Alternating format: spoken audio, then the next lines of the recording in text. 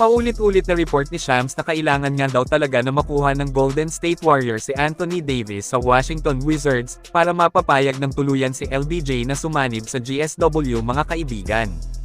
Well, syempre hindi madaling kunin si AD sa Wizards lalo na't may report na hindi po papakawala ng Washington si Davis. Kaya kung ito lang yung basehan ni LeBron ay malabo na pupunta siya sa Warriors. Para malinaw sa lahat ay hindi sinabi ni LBJ na kunin ng Golden State si AD para sumanib siya sa Warriors. Ito lang yung nakikita ng mga NBA insider na paraan para makuha ng dub si LeBron, ibig sabihin ideya lang na nilatag ng iba, hindi mismong si LeBron ang may sabi. Ang pagkuha ng kagaya ni Anthony Davis ay syempre ipapalit mo dyan si Jimmy Butler, at may kasama pa yung mga future picks which is magiging sugal na yan para sa Warriors kasi injury prone naman si AD. Sa sariling pagkakaintindi ko, kahit nasa recovery process pa ngayon si Butler sa kanyang tinamong injury, ay hindi basta-basta nabitawan siya ng Warriors lalo na ang mga future picks nila. Maliban na lang kung si Giannis Anden nasa Heat, kaya hangin na lang yan, malabo na.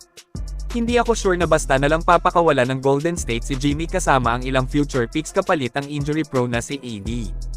Hindi natin sinasabi na mahina si Davis, syempre kilala naman natin kung gaano kamamaw si Anthony Davis kapag healthy, yun nga lang magiging sugal talaga kasi hindi naman nila masisiguro na healthy si Davis sa buong run nila next season.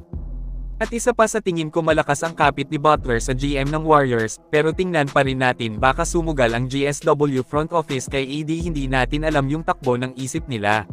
Syempre sila yung mas nakakaalam sa kung ano ang dapat na gawin. Tungkol sa maingay na pangalan ni Jimmy Butler sa mga trade ideya na nagkalat mga kaibigan, ay may pangako si Butler sa Golden State, sinabi po niyang gagawin niya ang lahat para makabalik sa maikling panahon para makatulong.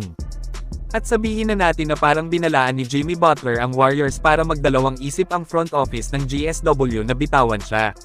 Kung saan sinabi po ni Jimmy na kumbaga babalik siya ng mas malakas pa sa inaasahan natin sa kanya, at dagdag pa niya magiging top player siya sa liga sa kanyang balik.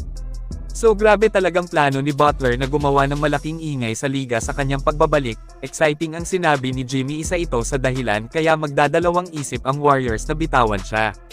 Mautak si Joe Lacob kung sakaling papakawalan man nila ang kagaya ni Butler ay sa saktong deal na siguradong panalo sila pati yung magiging future ng prangkesa. Para sa akin, isa ako sa naniniwala na magbabalik na mas malakas si Jimmy Butler. Kayong mga kaibigan, naniniwala ba kayo kay Butler? Mag-comment lang po. Pero bago tayo magpatuloy ay subukan nyo pong maglaro sa NotGo, hindi ito isang sugal, hindi mo kailangang maglabas ng kahit isang sentimo na puhunan para kumita mga kaibigan. Magsipag lang sa paglalaro, gawin ang daily task na hinihingi ay kikita ka kahit nasa bahay lang. Ang maganda sa NotGo ay mabilis ang pag-withdraw, hindi kagaya sa ibang laro. E-click lang ang link na nakapin sa comment section. Maraming salamat po.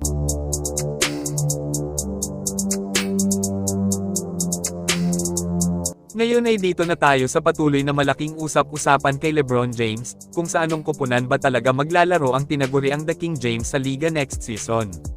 Masyadong hati ang opinyon ng mga fans tungkol dito. May 5 team ang maingay ngayon na isa sa kanila ang posibleng pupuntahan ni LBJ. Ito ay ang team ng Cavs, Miami Heat, Philly Warriors at saka Minnesota Timberwolves. Kung lilipat ng East si LeBron, matik isa sa Heat, Cavs at Philly ang bagsak niya. Kung mananatili siya sa West, mataas ang kutob ko na Warriors ang pipiliin niya over Wolves dahil kina Steph at Draymond sa GSW.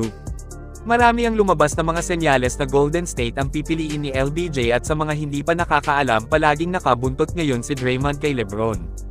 Higit sa lahat, most requested ng mga fans makita na magsama sina Steph at LeBron sa iisang kupunan. At tiyak na mas papaldo pa ang liga kapag nangyari. Kayo, ano naman ang masasabi nyo dito? Mag-comment lang.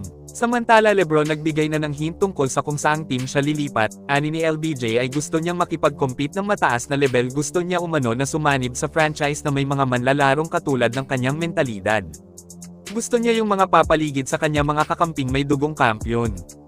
Base sa sinabi niya dito mga kaibigan ay hindi malayo ang pagbanggit niya sa Golden State Warriors.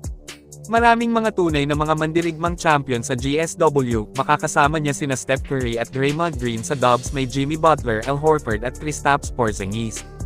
Hawak din sila ni Steve Kerr at Frank Vogel, kaya hindi talaga basta-basta yung grupo nila. Kayo mga kaibigan, sa tingin nyo Warriors kaya ang pipiliin ni LBJ? E-comment lang po yan sa ibaba at akin pong babasahin yan.